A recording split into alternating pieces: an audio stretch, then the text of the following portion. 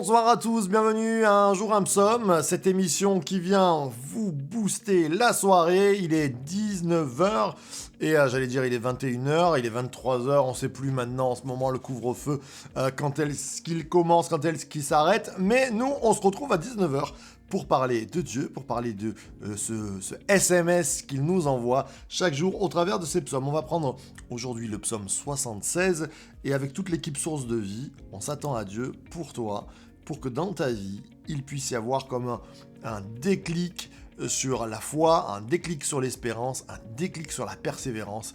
Dieu est grand et il veut agir pour toi ce soir. Alors on nous a dit le psaume 67 au chef de chœur, 76 pardon, au chef de chœur, avec instrument à cordes, psaume d'Asaph, cantique, donc ça se chante. Dieu est connu en Juda, son nom est grand en Israël, sa tente est à Salem et sa demeure à Sion. C'est là qu'il a brisé les foudres de l'arc, le bouclier, l'épée, la guerre. Tu es plus éclatant, plus magnifique que les montagnes des ravisseurs. Ils ont été pris comme un butin, ces héros pleins de cœur, ils se sont endormis dans leur dernier sommeil. Ils n'ont pas pu se défendre, tous ces vaillants hommes. À ta menace, Dieu de Jacob, ils se sont endormis, cavaliers et chevaux. C'est toi qui es redoutable. Qui peut tenir en face de toi au temps de ta colère? Du haut des cieux, tu as fait entendre le verdict. La terre, dans la crainte, s'est tenue tranquille lorsque Dieu s'est levé pour faire droit, pour sauver tous ceux qui sont humiliés sur la terre. La fureur même des humains te célèbre. Tu t'entoures d'un reste de fureur.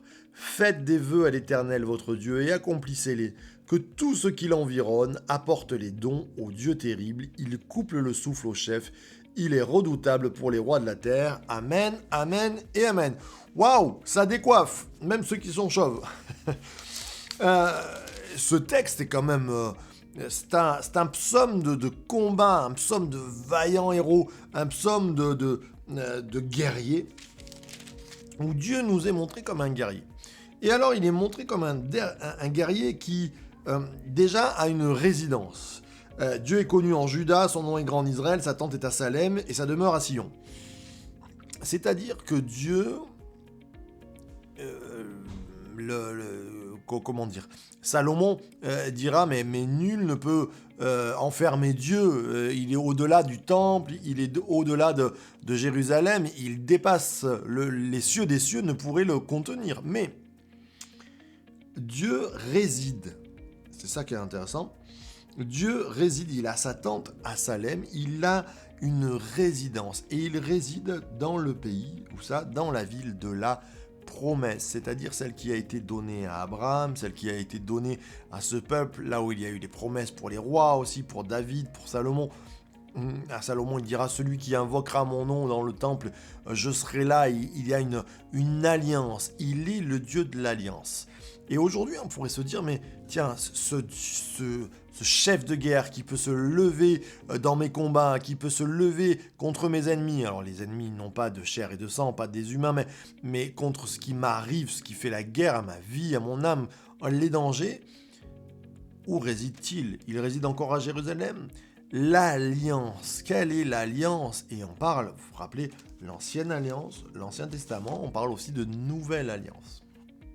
La nouvelle alliance ne réside pas dans une ville ou dans un temple, c'est très important de comprendre ça, même ceux on aime Israël, on a un amour pour Israël, mais le temple a été détruit, et je crois que c'est important qu'on puisse entendre et comprendre ça, parce qu'en Christ, le sacrifice c'est fini, il n'y a plus besoin de sacrifice, Jésus est notre sacrifice, et dans le Nouveau Testament, dans la Nouvelle Alliance, le temple, ça devient notre intérieur. Vous êtes le temple du Saint-Esprit, c'est-à-dire là où réside l'Esprit de Dieu.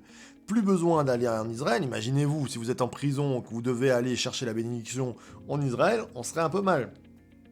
Alors, c'est toujours bénissant d'aller en Israël, et allez-y, parce que c'est la Bible en 3 dimensions, comme le dit notre cher Jacques Albaz. Mais Nous sommes le temple du Saint-Esprit. Ça veut dire que tu peux te retrouver en haut de l'Everest, tu demeures le temple du Saint-Esprit. Tu peux te retrouver en bas de la mer Morte, entre 8000 mètres et moins 300 mètres.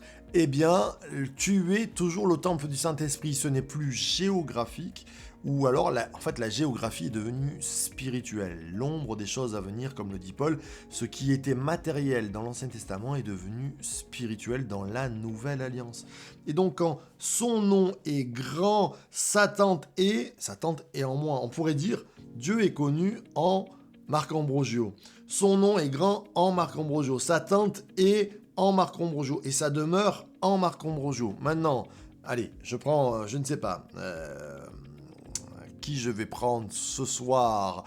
Imaginons Sarah, qui nous regarde assez souvent. Dieu est connu en Sarah. Son nom est grand en Sarah. Sa tente est à Sarah. Et sa demeure à Sarah, dans le cœur de Sarah.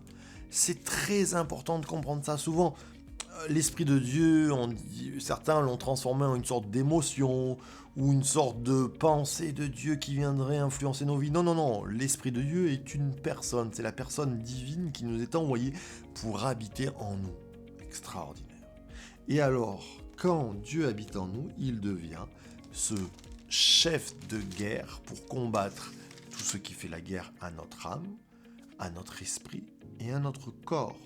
Et je crois que c'est important que nous puissions nous mettre sur la protection du Saint-Esprit et dire « Tu habites en moi, je suis protégé, je suis en sécurité quand tu es là. » Extraordinaire ce psaume 76 qui nous amène à réaliser que nous sommes l'endroit où réside Dieu.